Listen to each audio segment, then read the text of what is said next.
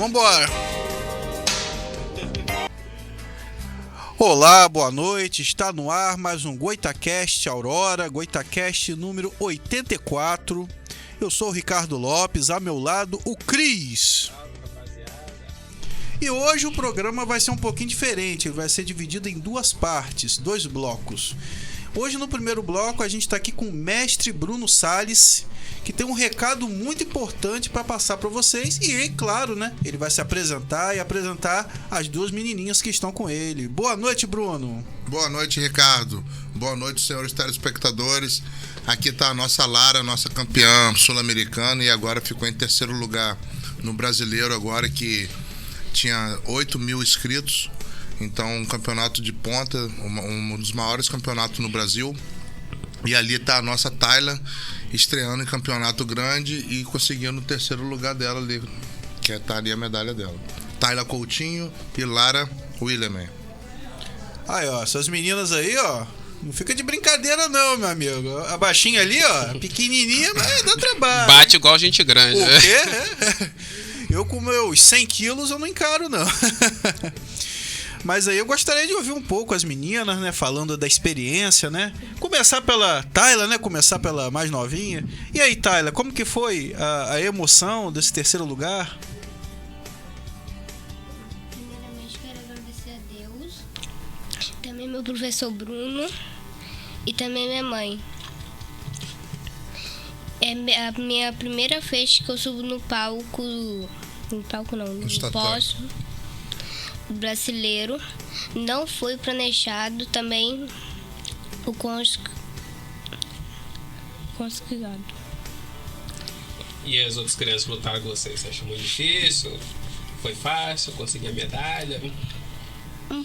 Um pouco difícil, também um pouco fácil.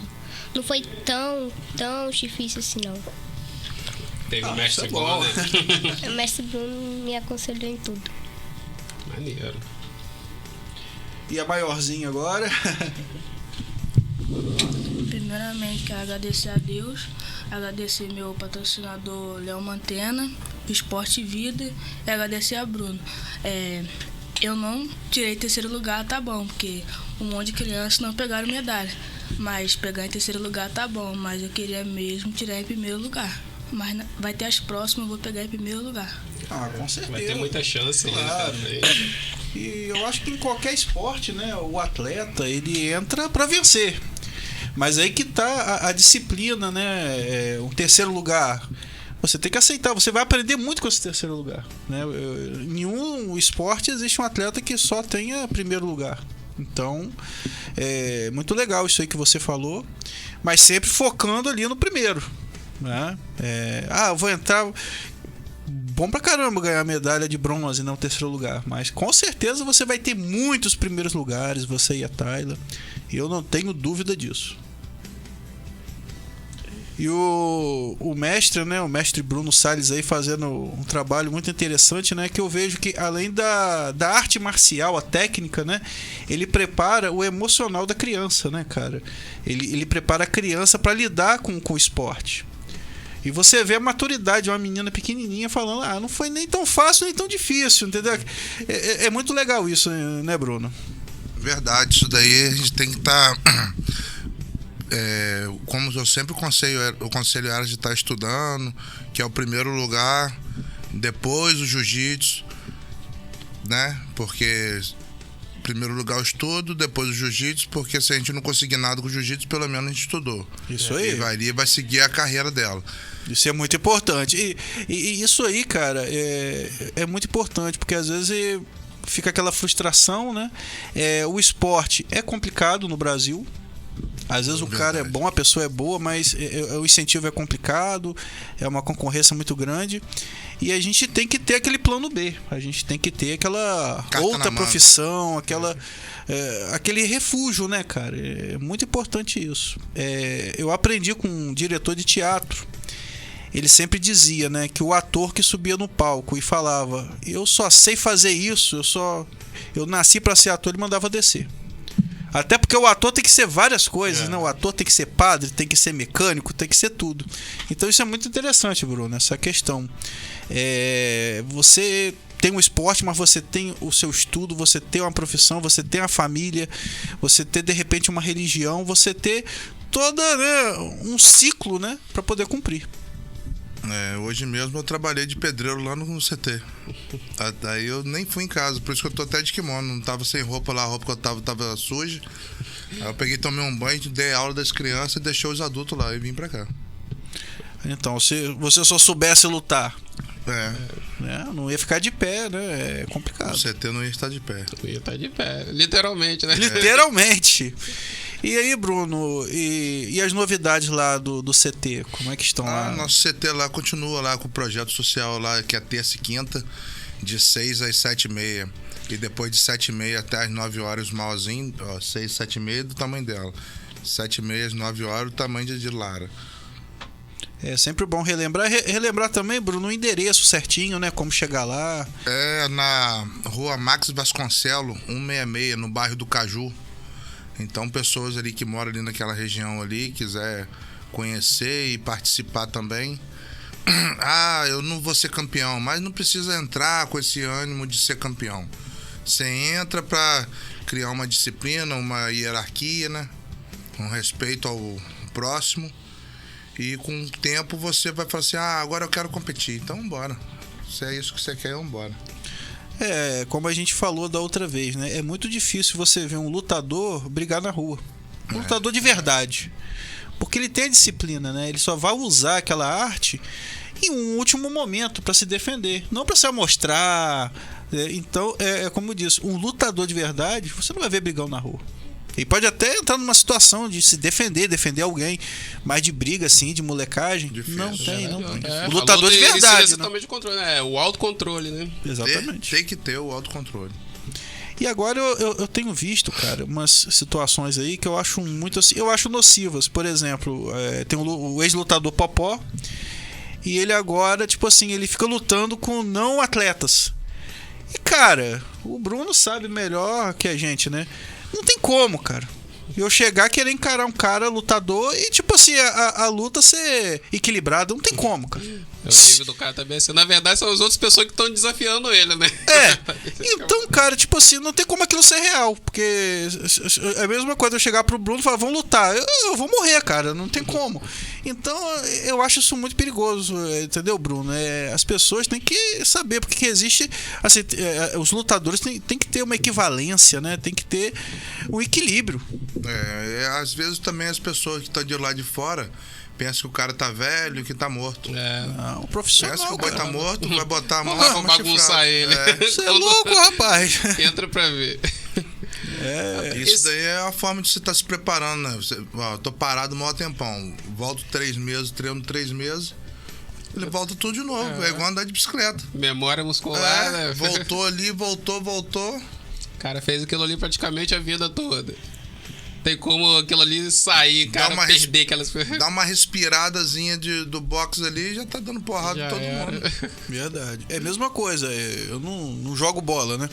Se eu for jogar uma pelada com o Romário, ele vai me arrebentar na pelada mesmo. Fenômeno. Aí eu nem... Eu acho que dá. Com o Ronaldo Fenômeno dá, eu acho. O peso tá mais ou menos... O peso dá, mas pra jogar bola... Mas é tipo isso aí que o pessoal acha do lutador, né? Eu falei que o Ronaldo Fenômeno. Você acha que mesmo o gordinho ali não te dá uma caneta? Nossa, vai me humilhar, cara. Até porque eu também tô gordo. Além de não saber jogar bola, é uma derrota total, né? A experiência o cara não perde, né? Esse campeonato foi aonde? Esse campeonato foi em São Paulo, Barueri. Então esse aí, o campeonato é o maior que tem acho que no mundo, porque o de lá de fora, o Mundial é lá nos Estados Unidos. Só que o Mundial e os pica estão aqui no Brasil. E a galera, nem todo mundo tem dinheiro para ir lá nos Estados Unidos lutar o Mundial, mas tem dinheiro para ir ali em São Paulo lutar o brasileiro, que teve 8 mil inscritos. Querendo ou não, o nível também é alto, né? É muito alto. Eu lutei, pô. Só que não é melhor nem falar, né? Eu ganhei a primeira e perdi na segunda, né? Mas perdi pro campeão. E quase consegui ganhar. Tá até um vídeo aqui. Quase eu encaixei o golpe na mão dele, só que ele não bateu. E depois ele conseguiu me encaixar um golpe e eu bati. É coisa de momento, viu? E ele foi o campeão. Depois de mim, ele ganhou mais 3. Cara, duríssimo. Tem dia e dias, hein? É alto nível, alto nível. Mas se fosse época de viagem, como é que funciona a questão de ela? Até comentou questão de patrocínio, Então, conseguir recursos pra viajar. Isso é importante. Ela já vem lutando desde 6 anos de idade, então ela já tem milhares de medalhas já. Então, teve um amigo, o Léo Mantena, do projeto Esporte Vida, que tá apoiando ela aí nas competições dela. Ainda até pensou em já estar apoiando elas aí também. Eu queria até agradecer aí o Léo Mantena, do Esporte Vida aí, que tá fazendo um belo trabalho aí em Campos aí com a rapaziada. Obrigado aí, Léo. Pô, maneiro. Agradecer, que é um gesto muito bonito e importante, cara, acreditar na criança e acabar com essa questão no Brasil que só existe futebol. É muito importante olhar para os outros esportes. E, cara, tem muito lutador bom no Brasil. Né? Você vê agora aparecendo os surfistas também. Então, vamos desfocar um pouquinho do futebol e vamos ver outros esportes também. Investir, patrocinar, porque não é gasto não, cara, é investimento. É investimento. Você está investindo, só está gastando não, muito pelo contrário. Entendeu? O jiu-jitsu virar um esporte aí olímpico aí, ó, a gente tem muita medalha. Mesmo que os americanos estão crescendo também, né? Teve uma categoria lá que foi do americano, que foi o campeão dos faixa preta lá. E antigamente era só Brasil. Brasil. Agora, referência. Então, mas eles estão investindo alto no jiu-jitsu. Estão contratando professores para lá, assim como Dubai também. Lá tem a escola lá tem matéria de jiu-jitsu. A matéria deles lá é jiu-jitsu. Você vê como o investimento faz diferença. O Sheik veste o kimono, treina duro também. E dinheiro pra investir, não falta pra eles. Não. É kimono de ouro. Eles gostam, né, do esporte, eu vou investir, mas é um investimento pesado, né, cara? Aquele investimento faz pesado. Diferença, né? Lá em Dubai tem mais de 200 professores daqui do Brasil lá. Muito. A origem do jiu-jitsu qual é, Bruno? Assim, de onde surgiu o jiu-jitsu? O jiu-jitsu surgiu da Índia. Ah, tá. Eu achava que era do Brasil.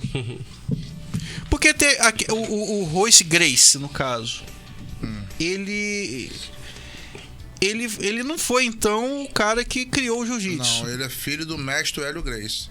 O mestre Hélio Gracie que o Conde Coma, junto com o mestre Hélio Gracie, trouxeram pro Brasil. Então ele entendi, na área, outros parou na outra. Mas só que o mais famoso mesmo foi o mestre Hélio Gracie, que teve vários filhos que se tornaram faixa preta também. Filhos e netos e bisnetos. Então a família cresceu. O sobrenome tem um peso, né? Tem. E o jiu-jitsu no MMA, cara, é a luta fundamental, né, Bruno? É 80% do MMA. Geralmente termina no solo. O cara começa até dando mais. Se geralmente não tiver noção nenhuma de chão, o cara Exatamente. Hoje, né, um programa bem assim esportivo. Eu vou falar também de apesar de eu ter falado do futebol, eu vou falar de um campeonato campista de futebol que vai acontecer na sexta-feira, dia 19 de maio, que é a Taça Guarulhos Sub-20 de futebol. Eu vou pedir ao nosso operador para colocar a foto e um áudiozinho aí explicando melhor sobre o campeonato.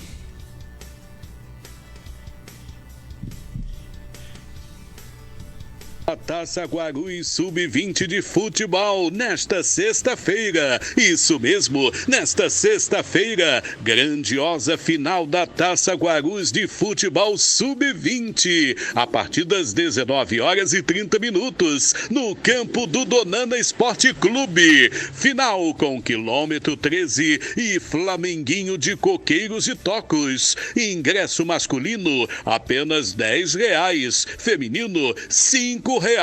Nesta sexta, a partir das 19h30, no campo do Donana, quilômetro 13, Flamenguinho de Coqueiros e Tocos, fazendo a grande final da Taça Guarulhos de futebol Sub-20. Imperdível, você é nosso convidado. Então, aí foi o aviso, né, do campeonato, a Taça Guarulhos Sub-20 de futebol. E a organização é do meu amigo Serginho Árbitro, entendeu? Aí você que curte futebol, que não é o meu caso, vai ter esse evento aí. O nosso operador tá morrendo de rir ali com isso. Eu falando de futebol é complicado. O cara tá tendo uma crise ali de riso. Mas, mestre, e alguma criança que queira entrar lá no seu CT, quais são assim os pré-requisitos, assim, o que precisa fazer? Então, é só levar a documentação da criança e dos pais, que é a identidade, CPF, comprovante de residência, e da criança ou certidão de nascimento ou RG. Tem que estar na escola. Estudando, E tirando nota boa. Aí depois a gente começa cobrando a nota boa, porque é o morde e assopra, né? Começa dá o melzinho, depois dá o fel. Puxão de orelha. É isso aí. Então eu vou agradecer ao mestre Bruno. Eu aí que queria agradecer aí a Rádio Aurora aí. Obrigado aí por estar mais uma vez. Já tô ficando até de casa nossa. Já tô falando, eu acho até bem. Tá. Já tô ensinando as crianças a falar também, né? Que da próxima vez eu não preciso nem vir, vem ela aí já representa. Já vem representando. Obrigado mesmo aí. Coração. O Goitacast que agradece. Sempre que precisar, as portas estão abertas. Esporte, principalmente artes marciais, sempre bem-vindas. Isso aí. E hoje, né, a nossa segunda parte, a gente vai falar de um tema polêmico que eu não pude escrever na descrição. Enfim, a gente vai falar sobre a escravidão. No História Nítida hoje com Matheus Alvarenga. E vou chamar aí os comerciais com o nosso Billy. Chega Campus, um jeito novo de produzir e distribuir informação com um conceito diferente de conduzir os fatos. JornalAurora.com, um portal de jornalismo. Criado em 2019, pertence à Rede Aurora de Comunicação. Oferece conteúdos de notícias e entretenimento, com o apoio das estruturas da Rádio e TV Aurora e também de suas filiadas e afiliadas. Matérias e conteúdos diversificados, com técnicas de transmídias avançado, com o uso de várias mídias relacionadas dentro de um mesmo tema, como TV, internet, redes sociais e dispositivos móveis. Conta com um time de profissionais qualificados, entre eles jornalistas, artistas, colaboradores, blogueiros e cantores. O portal, que tem como uma de suas prioridades a prestação de serviço, que busca inovar desde o começo. Um grande avanço que tornou a Rede Aurora pioneira no segmento. JornalAurora.com, referência regional com a maior plataforma de informações, com credibilidade e independência, de campus e região para o Brasil e o mundo. Jornal Aurora, a clareza que aponta o início da manhã antes do nascer do sol.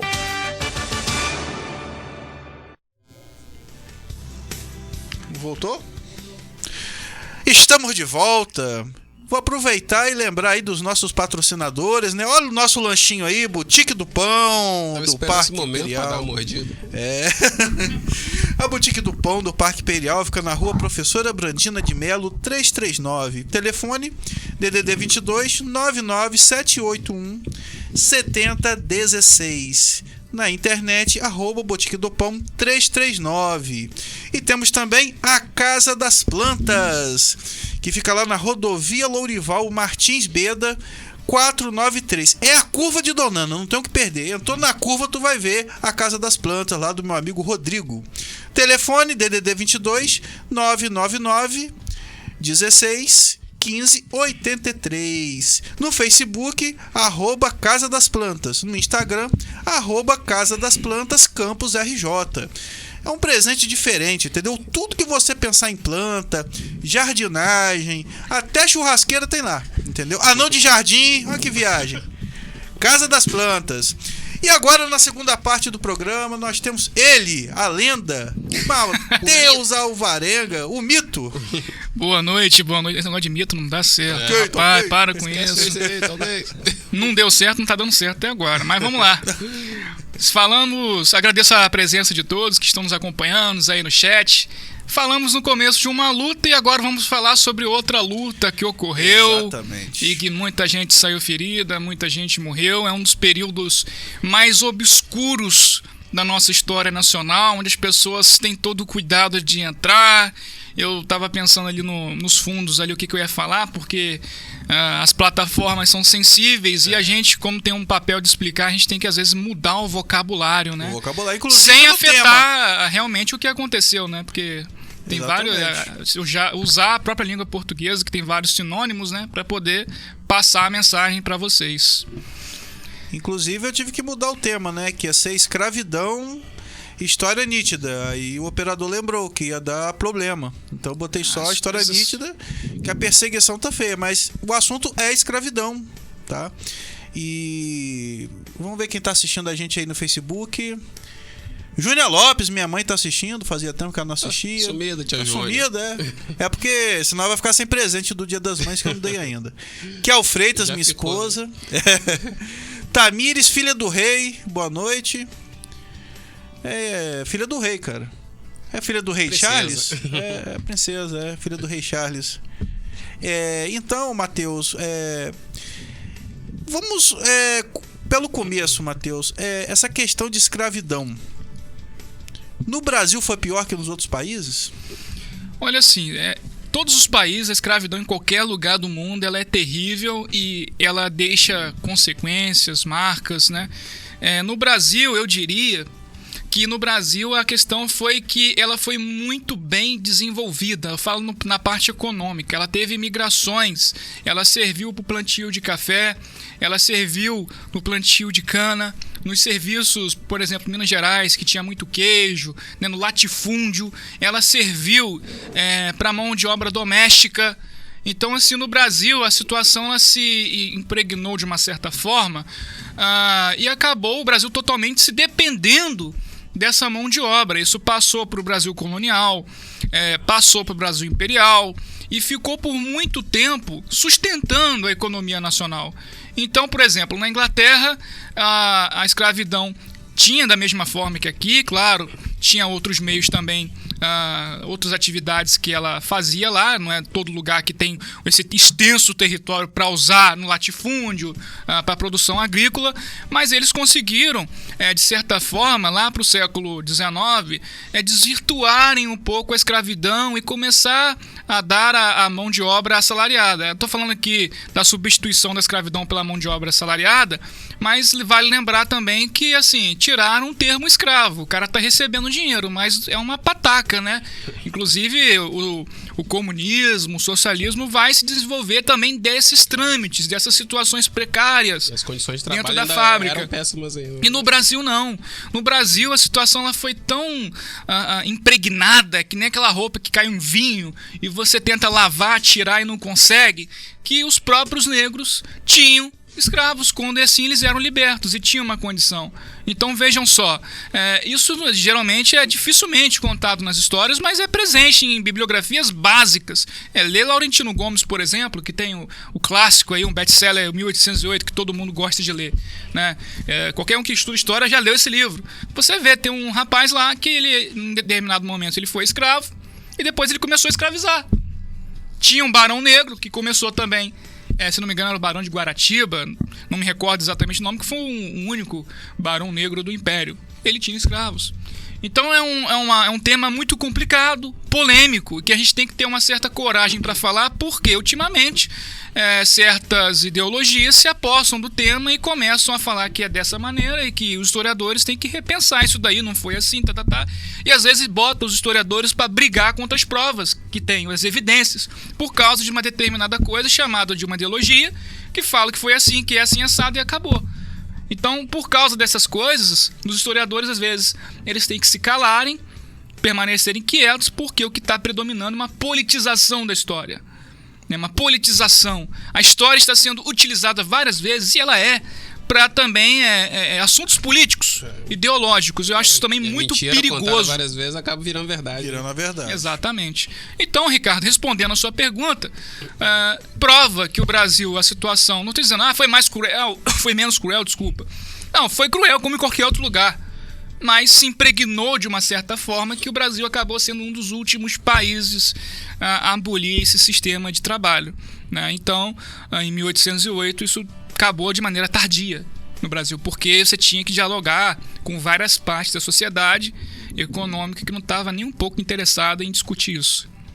É verdade. E eu vejo, né, que o negro, o escravo, ele, como você falou, né, ele atuava em várias áreas.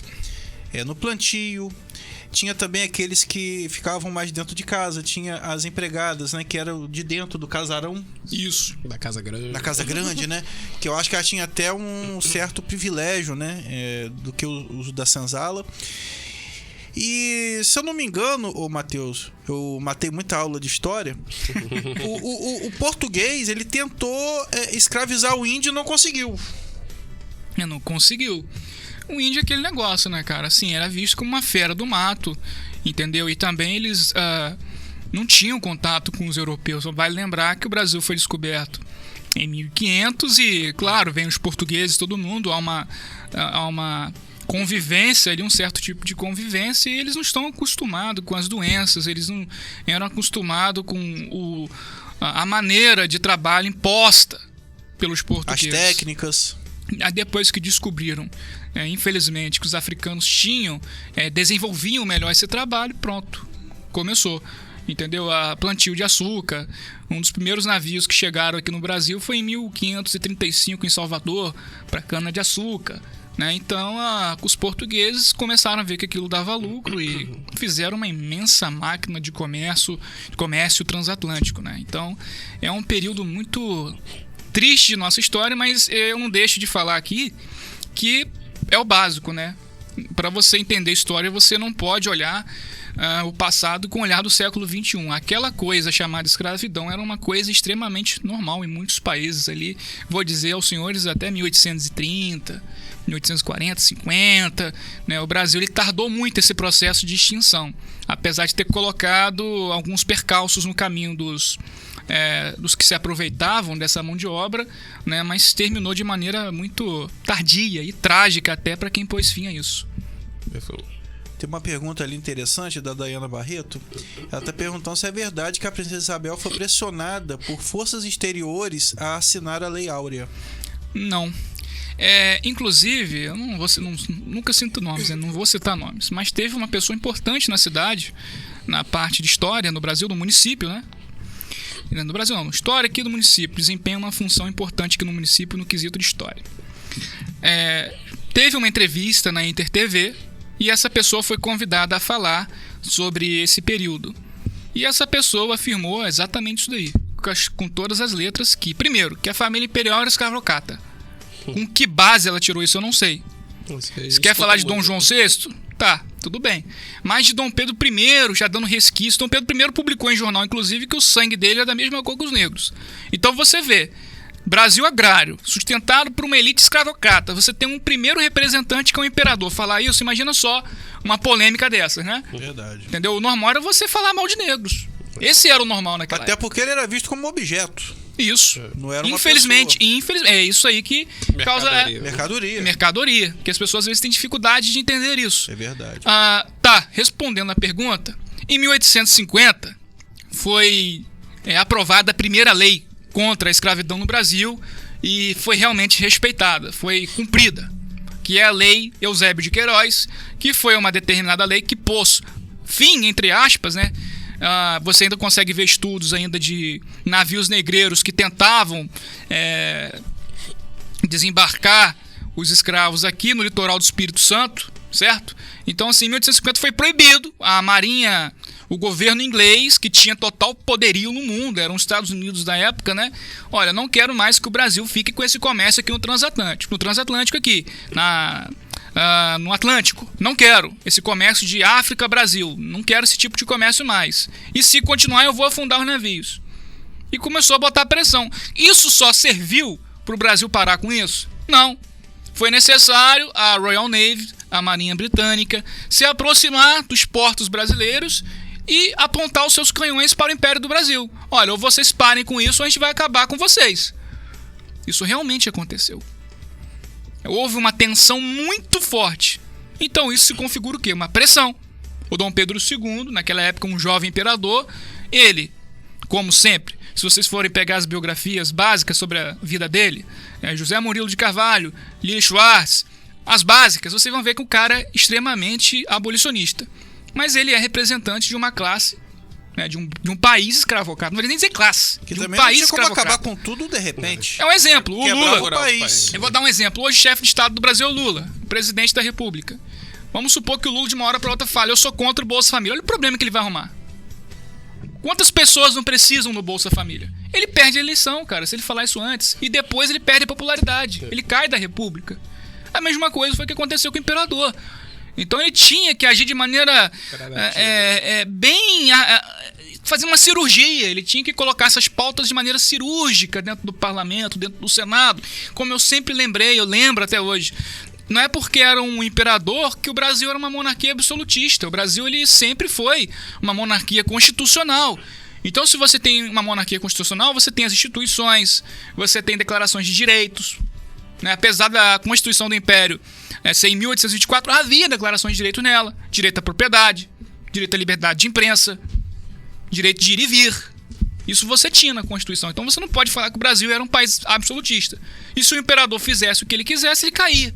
Porque ele estaria descumprindo aquilo que seguraria o reinado dele, que é a Constituição. Não é à toa que o Dom Pedro II falava que, olha, meu livro de cabeceira é a Constituição do Brasil. Ele tinha que seguir aquilo. Agora, respondendo diretamente essa pergunta, não. A princesa Isabela não foi pressionada pela Inglaterra. Isso aconteceu em quê? Em 1850 com o pai dela, com Dom Pedro II. Em questões de influência, os Estados Unidos estavam mais influentes e poderosos naquela época do que a própria Inglaterra, que entrou numa espécie de decadência. Né? Em relação diplomática, houve problema diplomático com o Brasil depois tal, e já não era mais aquela grande potência capaz de fazer o Brasil acabar com a escravidão, como eles conseguiram fazer pressão para acabar com o tráfico de escravos. E é importante lembrar, né, Matheus, que vieram leis, assim, antes da Lei Áurea, né? Isso. Teve a lei, assim, que o escravo, depois de 60 anos, não podia ser mais escravo. Lei dos sexagenários. O ventre livre. Ventre livre. Então, de alguma forma, né, isso já foi ensaiando para uma Lei Áurea. Sim. Olha, os estadistas do Brasil, eles observaram que uma das coisas eu acabei de falar aqui, que o Brasil ele tinha dificuldades com esse elemento servil porque era muito dependente dele. A economia estava ali, de certa forma, totalmente dependente daquela mão de obra. Então você observa os Estados Unidos. Nos Estados Unidos, o processo foi muito mais traumático. Né? Você teve um presidente que declarou extinta a escravidão nos Estados Unidos. O que aconteceu? Uma guerra civil. Porque o Sul era mais ligado ao escravagismo e o Norte nem tanto. Então causou uma guerra civil que rachou a República Americana no meio. Qual era o medo dos estadistas brasileiros? Que acontecesse a mesma coisa. Pior ainda, porque o Brasil não era diferente dos Estados Unidos, não era totalmente livre da escravidão. Como algumas partes dos Estados Unidos não tinha tantos escravos, vou dizer assim, não tinha tantos, mas o Brasil era do norte ao sul. Então sabia que isso daria um problemão, né? Então eles fizeram o quê? Olha, processo de extinção da escravidão de maneira gradual. É aquilo que eu tinha falado nos outros programas. O Dom Pedro II participou diretamente disso várias e várias vezes. Você chegou a comentar aí da lei dos sexagenários. A expectativa de vida do escravo naquela época... Verdade. Dificilmente chegava. Depende também muito. Chegasse a 30... Qual era o trabalho dele, né? O escravo de lavoura... Não chegava tanto. Não chegava nunca. Tinha o escravo de dentro de casa, né? Isso aí depende muito da forma que ele era tratado, de como ele recebia alimentação.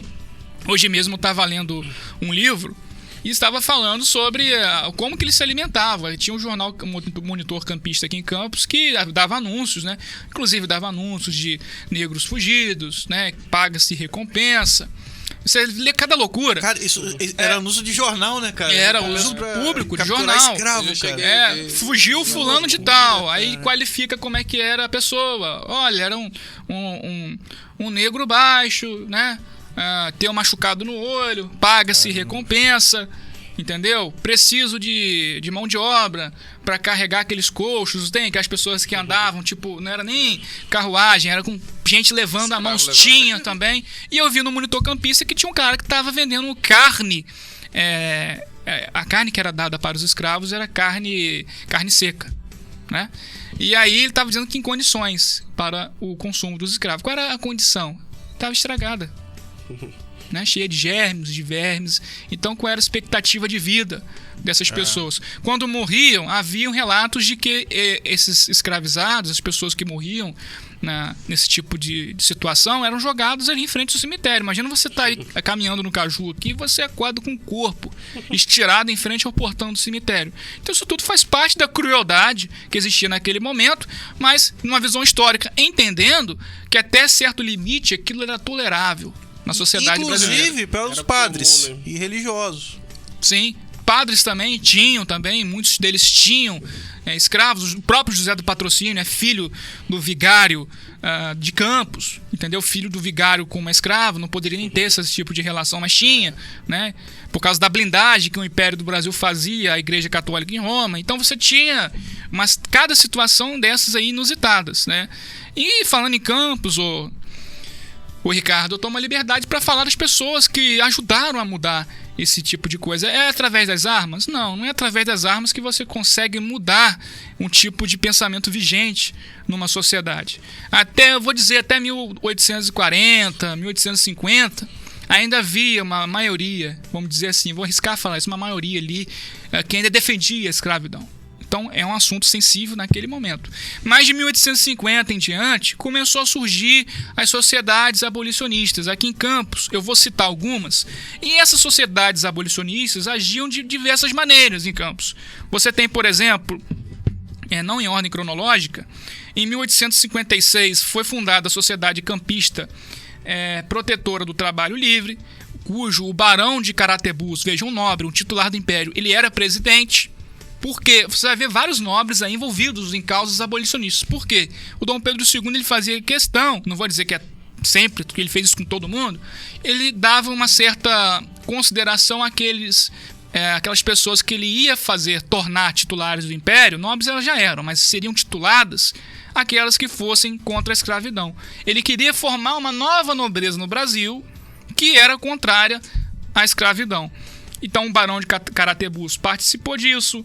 Você vai ter o doutor Miguel Herédia de Sá, o cara que fundou o Clube Republicano de Campos. Ele fundou um outro clube também que combatia a escravidão. Você tem também a Sociedade Emancipadora Campista, que foi fundada por Francisco Maria Teixeira de Queiroz. Então, você forma clubes, sociedades, isso você já está ajudando, de certa forma, a mudar aquele pensamento vigente. Você tem o uso dos jornais. O Monitor Campista também, em determinados períodos, começou a fazer campanha para a abolição. Você tinha o jornal que foi fundado pelo Luiz Carlos Lacerda. Gravem esse nome, que é pouco falado em Campos, a não ser quando você vai falar que eu vou para essa rua. Luiz Carlos Lacerda. Né? É uma covardia. Esse cara, ele foi um monstro em Campos, no sentido de lutar contra a escravidão. Ele fez um bom combate. Ele fundou as sociedades emancipadoras, ajudou, deu auxílio. Quando não, ele defendia escravos que estavam em situações complicadas, por exemplo, sendo torturados pelos seus opressores. Então ele ia junto com uma turma, invadia a fazenda dos caras, tirava o escravo, daqui a pouco dava maior problemeiro com o chefe de polícia da região. Ele foi preso 2 vezes, fazendo esse tipo de coisa. E em Campos você não vê tanta homenagem, tanta coisa como esse cara merecia. Nunca vi. Entendeu? O jornal dele, cara, foi cercado pela polícia diversas vezes, né? Teve uma circunstância que ele criticou o chefe de polícia. E o chefe de polícia daqui de Campos, isso lá para 1870, 1880, ele ficou chateado porque ele chamou o cara de peixe frito. Aí o chefe de polícia, utilizando da autoridade dele, peixe frito, fez um artigo esculhambando o cara e chamou o cara de peixe frito. E ainda colocou lá na frente do jornal dele lá, peixe frito, para provocar o cara, que era um cara que dava muita razão para os proprietários de terra. Não vou saber te explicar por quê. Não sei se ele tinha cara de peixe, se tinha olho de peixe, se ele tinha cara de muita espinha, não sei. Mas o cara ficou ofendido, levou isso pro coração. Então ele invadiu a redação desse jornal, tacou a pancada lá, não tinha ninguém, mas quebrou tudo. Lá dentro tinha muitos grilhões dentro desse jornal. Por que tinham grilhões, tinham gemas, tinha máscaras? Porque os escravos eles eram levados para esse jornal e eram escondidos lá dentro. Entendeu? Ali era um lugar de triagem. Ele pegava esses escravos fugidos, colocava ali dentro e depois, despistava para o Ceará. O Ceará, a escravidão acabou mais cedo lá. Para outros lugares que esses escravos não correriam tanto risco. E não achou esse cara. Ele ficou revoltado, ele deu a volta na rua, foi do outro lado, na casa dos amigos do Carlos Lacerda, desceu a pancada lá, entendeu? Prendeu gente, teve tiroteio. Inclusive, o Carlos Lacerda ele tinha tanto apoio da população nesse período de 1880 que existia um teatro que antecede ao Trianon, que agora eu esqueci exatamente, acho que é Imperio, o nome desse teatro, um teatro antiguíssimo daqui de Campos, nem existe mais. E quando ele ia discursar nesses teatros contra a escravidão, a população ia. Então isso já começou a ter problema com o chefe de polícia da região. Fora que havia um camarada, um tal de Francisco, que tinha uma barba ruiva. Esse cara detestava o Carlos Lacerda e tentou matar ele diversas vezes. Todas as vezes que ele tentou matar o Carlos Lacerda, deu algum problema. A polícia, em um determinado comício desse, a polícia foi na porta do jornal e não deixou ninguém entrar. E o Carlos Lacerda ficou lá em cima. Ele falou, pois não, se eu não posso discursar aqui, eu vou lá para minha casa. Aí ele foi para a casa dele, tinha uma rua chamada Rua Direita, aqui em Campos. As ruas trocaram de nomes, então vai ficar até difícil explicar. Mas ruas como hoje, Barão de Miracema, essas ruas famosas aqui de Campos, esses casebres que tinham. Ele foi até a casa dele e começou a discursar. Quando a polícia chegou de cavalaria e começou descendo a pancada em todo mundo. Aí, o livro que eu acabei lendo, que eu posso falar depois qual é, que é de um memorialista aqui campista, ele acabou dizendo o seguinte, que a população arrancou aqueles paralelepípedos que ainda existe em algumas ruas de Campos que não tem saneamento básico, infelizmente, e começou uma verdadeira guerra de praça. Caramba, em Campos. Uma pancadaria generalizada com 2 feridos, um inclusive tomou um tiro na cabeça e sobreviveu. Houveram, gente, mártires em Campos que morreram por trazer esse tema, trazer essa discussão a Campos dos Goytacazes, né? Então, tem gente que fala, mas a escravidão acabou por pressão. Cara, houve pressão sim. Pressão popular houve em determinado momento. Por quê? Você tem ali apregoado nos jornais todos os dias a escravidão como elemento anticristão, como elemento ruim, nocivo. Isso foi mudando a cabeça das pessoas. Como hoje algumas mídias têm o poder de mudar a cabeça das pessoas, antigamente eram jornais, eram os discursos, eram as peças teatrais, entendeu? E aí quando teve o fim da escravidão em Campos decretado, cara, ficou todo mundo na expectativa, porque a notícia chegava por telégrafo. Né? Porque 1888, mas tudo era mais lento. Sim, tudo era mais lento. Aí fala, não, esse projeto ele passou fácil. Não passou fácil. O projeto ele foi dado entrada na Câmara dos Deputados no dia 8, lá no Rio de Janeiro, que era chamada Corte, né? Onde ficava o imperador, os políticos tal, que representavam o Brasil, era Brasília da época. E aí houve discussão com a bancada rural. Não vamos libertar os escravos. E vocês vão me dar o quê? O que vocês vão dar pra gente? Não pode. Isso tem que ser feito de maneira gradual. Aí começaram a discutir a emancipação lá para 1910, querendo arrastar ainda a escravidão. Só que como existia, eu já falei em outros programas, sobre o poder moderador, que era um poder régio, poder do imperador. O imperador estava, eu falei em um certo programa, que ele estava quase morrendo, estava muito mal na Itália, e quem ficou aqui no Brasil fazendo a regência, na vacância dele, foi a princesa Isabel. A princesa Isabel, sempre quando ela assumiu a regência na falta do pai dela, ela fez passar a lei dos sexagenários, ela fez passar a lei do ventre livre, e por último ela fez passar com muita dificuldade a lei áurea. Por quê? Executivo que funcionava. Sim, né? tinha o primeiro-ministro. O primeiro-ministro, quando não quis tocar no assunto, era retirado. Era o Barão de Cotegipe, que era um escravocrata, que apoiava até inclusive um cara, chefe de polícia aqui em Campos, que dava pancada na turma, batia na turma, que falava sobre isso, né?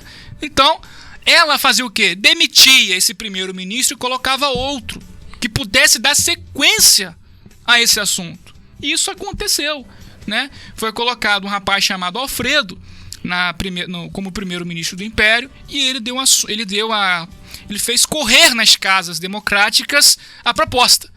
muita discussão, blá blá blá pra lá, blá blá blá pra cá. A população, ela ia até esses locais de votação. Cara, no Rio de Janeiro, você tá ali, qualquer coisa com um político, você é capaz de se esbarrar com um político naquela época na rua. Era Brasília, né?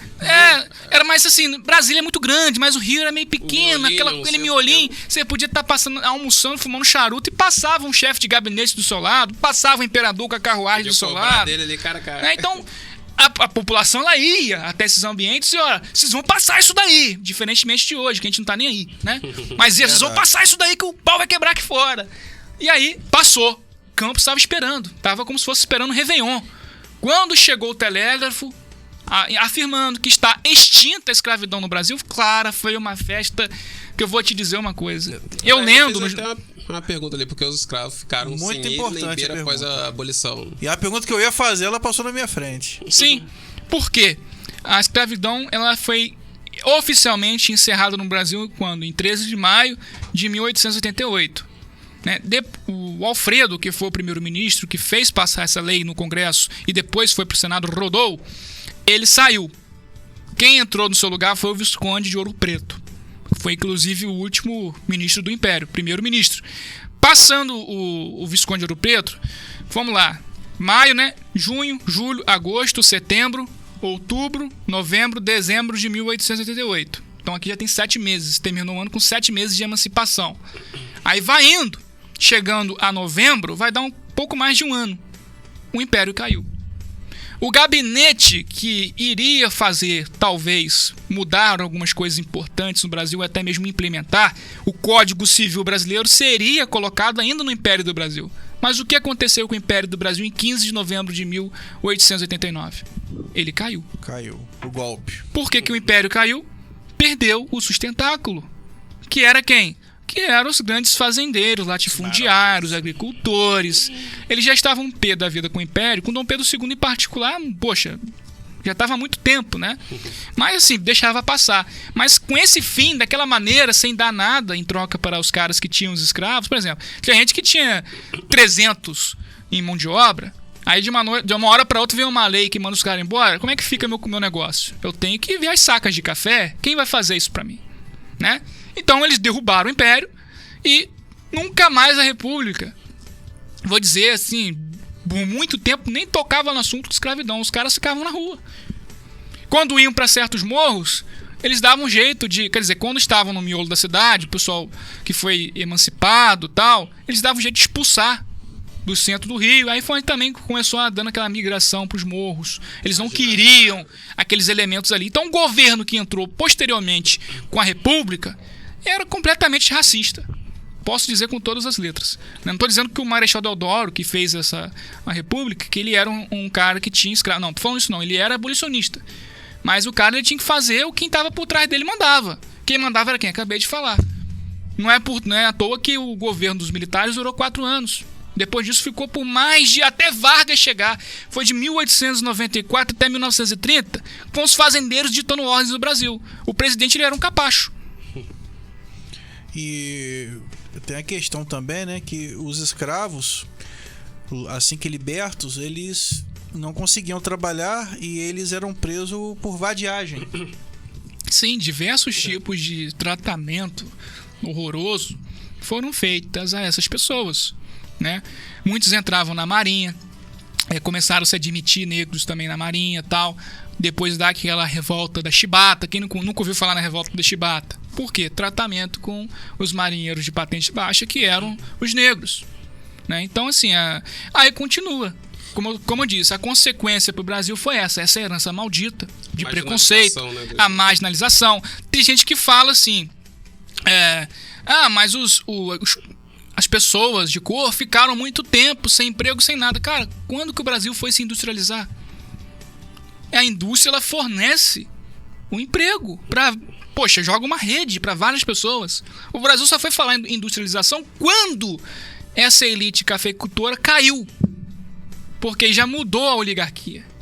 A República, ela sempre foi conhecida por ser oligárquica. Então sempre tem um grupo político-econômico, de maneira econômica e predominante, controlando os assuntos, as pautas do Estado, né? Então o Vargas, quando ele entra, ele muda isso. Mas olha só, de 1888 até 1930, quanto tempo que essas pessoas foram libertas, ficaram sem atenção, sem emprego, sem direito à educação. Quer dizer, é uma herança maldita que nossos bisavós, com certeza, ou de repente nossos avós, herdaram. Né? Então é uma situação muito complicada. É uma herança maldita do Brasil. O Vargas eu considero um dos presidentes principais, né, da história. Mas porque ele promoveu grandes reformas, né? Ele mudou esse modo de pensar econômico. O Brasil só café. Não, ele queria indústria, né? Achou isso legal. Inclusive até em relação ao petróleo.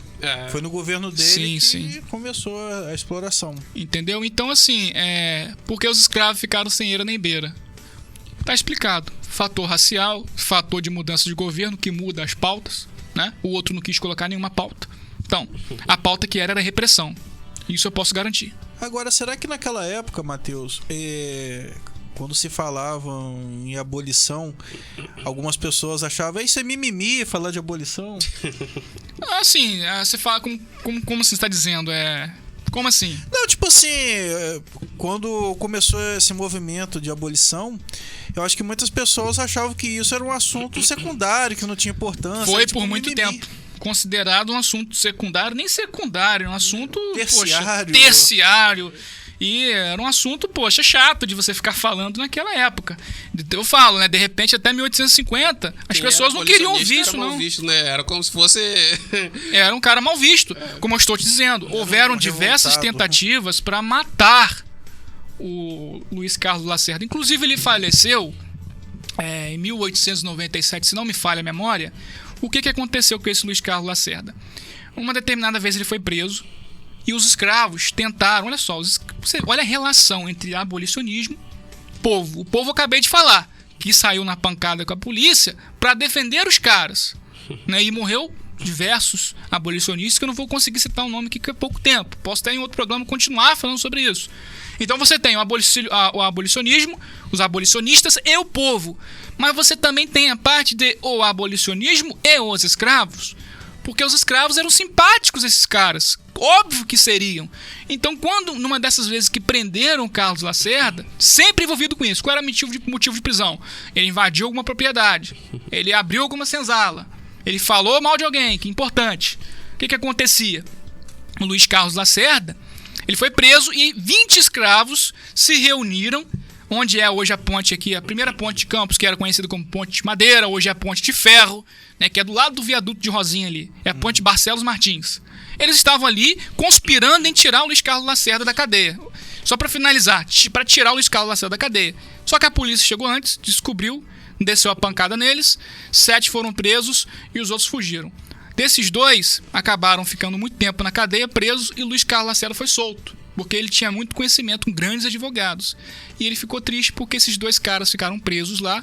Ele acabou entrando, não vou dizer em depressão, não tem documento, mas ele se entristeceu bastante, ele já tinha pegado malária e ele morreu muito cedo, se não me engano, com 42 anos. Mas ele sempre ficou com aquilo na cabeça, que os caras foram presos porque tentaram salvar ele, né? E é isso, infelizmente hoje o tempo voou, né? A gente teve mais um convidado. Pouco tempo é muita história. Não estava muito previsto, mas eu acho que é um assunto, Matheus, que a gente pode até continuar em outra participação. No próximo. No próximo, pode ser. Né? Vamos que tem muito o que falar ainda. Vou agradecer aí ao Matheus, né? Por essa aula, né, cara? Sempre aí com o nosso História Nítida. É um programa, assim, muito importante, porque a gente na escola aprende muito errado a história. Tá? É sempre Dom Pedro é vilão, a República é maravilhosa, Cavalo Branco, e não é por aí. Então vou agradecer ao Matheus. Obrigado, agradeço a vocês. A atenção, a todo mundo que acompanhou, que está acompanhando. Um forte abraço para todos vocês e até o próximo tema, que eu acho que eu vou continuar falando sobre isso. Sim, em breve. E é isso aí. Valeu!